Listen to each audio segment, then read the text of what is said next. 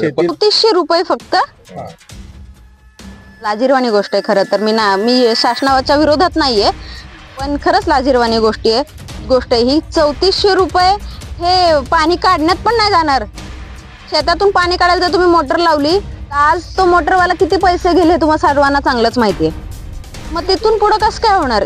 तिथून पुढच्या गोष्टी कशा होणार?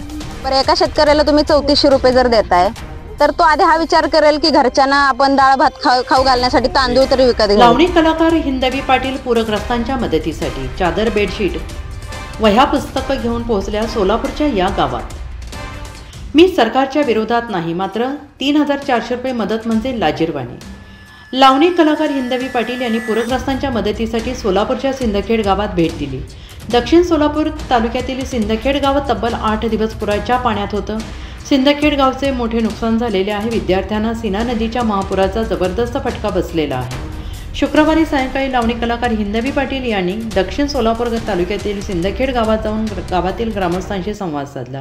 मराठी कलाकार असतील किंवा बॉलिवूड असेल, आता विषय कसा आहे की माझा महाराष्ट्र किंवा कर्मभूमी माझी महाराष्ट्र असं म्हणणारे खूप जण आहेत, ठीक आहे। मग ते माझ्या फील्डचे असू देत, बॉलिवूडचे असू देत किंवा मराठी इंडस्ट्रीचे असू देत, आता तो त्यांचा लुकआउट आहे की ते का नाही आले किंवा त्यांनी का मदत नाही केली। आता आपल्याला माहितीये की जोपर्यंत प्रेक्षक वर्ग व्यवस्थित नसणार तोपर्यंत ते आम्हाला नाहीत पाहणार आहेत किंवा आम्हाला वाव नाही भेटणार आहे कुठल्याच गोष्टीचा किंवा आमच्या कलेला सुद्धा।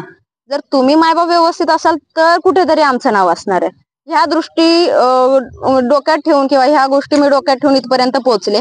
आणि खरंच मी सर्व कलाकारांना सांगू इच्छिते की इतके वर्ष आपण कुठं होतो, कुठं नव्हतो, कुठं मदत केलीये नाही केलीये हे आपल्याला माहित नाही, पण आतापर्यंत जिथं जिथं शासन नाही पोहोचलेलं सिंदखेड सारख्या गावांमध्ये आपण सगळ्यांनी थोडी थोडी पाकळी ना पाकळी जरी मदत केली तर ते खरंच कुठंतरी गाव चांगलं होऊ शकतं, त्यांना मदत होऊ शकते, त्यांना 2 टाइमचं अन्न भेटू शकतं, निवारा भेटू शकतो।